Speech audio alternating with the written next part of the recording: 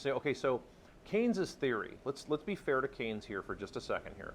Keynes's theory was this: if consumer spending drops, okay, then what would happen is that government spending would kick in, and so the government would start spending, and that way it would level off the economy, so that way businesses didn't go through this up and down cycle.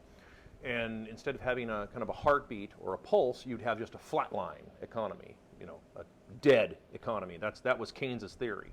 Well, they achieved that, right? That's why we have a dead economy right now. We have a dead life support type zombie bullshit economy that we have currently. And the problem is where it comes from is that governments never cut spending. They will never cut spending.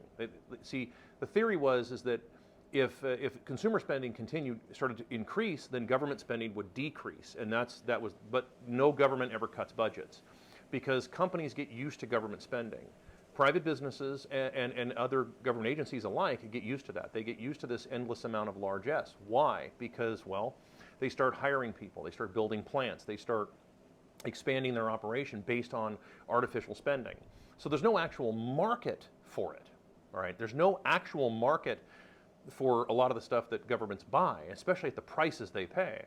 But companies get used to that kind of thing, and they hire based on that. So to go back and cut the budget, for example, so if you're like, oh, well, we're gonna vote for King Dingaling, and King Dingaling is going to take over, and what he's going to do is he's going to cut the budget, and he's going to slash and burn. They will never do that. The budget cuts that you always hear about are budget cuts that are theoretical budget cuts 25 years in the future, or whatever the hell it is. It's like they never actually cut the budget. If you were to for example, if you were to actually genuinely do let's say a 50% across the board, straight up, actual, according to Hoyle, fucking budget cut, right? 50%. You would have probably 20% spike in unemployment, just instantly spike in unemployment, because all those companies that have, it's something called monopsony. It means you have one customer, the government. You don't have any other customers. You have the government. And if the government all of a sudden cuts budget, and now you have nobody to sell your fighter planes to, well, what do you do with all those guys? You got to lay them off, all right? Now that's healthy. I argue that that's actually very healthy that happened. And of course, you also have the ancillary problem that goes along with that, meaning that all those people who build the fighter planes, for example, for just example purposes, they're now not going to order pizza tonight, right? They're going to eat Top Ramen. So that means the pizza place down the street doesn't have as many customers, and so therefore the food, the food wholesaler that the pizza company buys from, whether it's Cisco or any one of the big, Food Service America, whatever it is, they have a lower sales numbers as well. So it creates this ripple effect through the economy.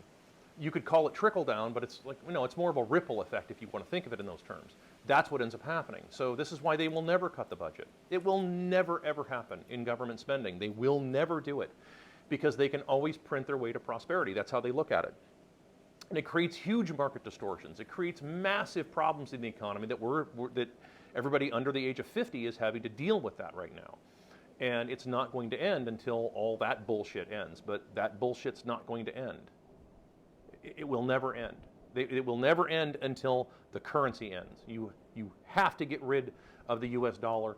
It is the single most worthless, garbage, chicken shit, nonsense currency that has ever existed. Even the Romans couldn't pull off a currency as worthless as the US fucking dollar. When you look at the way that if you were to stop it, how much wealth do people have? Nothing. Most of what disappears, if the dollar disappeared tomorrow, what disappears? It isn't wealth that disappears. Wealth doesn't disappear, because all the infrastructure is still here, right? If the dollar goes away tomorrow morning, your house doesn't vanish, right? It doesn't just into like a puff of smoke. It just doesn't just poof and it's gone. That's not how it works. What happens when the dollar goes away is that all of the malinvestment and the illusion of wealth goes away. All those casino chips go away. That's what goes away. It's the illusion of wealth. Watch Wolf of Wall Street. It's all explained right there. There isn't a better explanation than Matthew McConaughey character. There's no better explanation. As soon as it's real to the person, then it becomes actual money, right? As long as it's out in the world doing all this bullshit, it's not real. It's the illusion of wealth. You know, your house doesn't disappear, your car doesn't just vanish. None of this shit.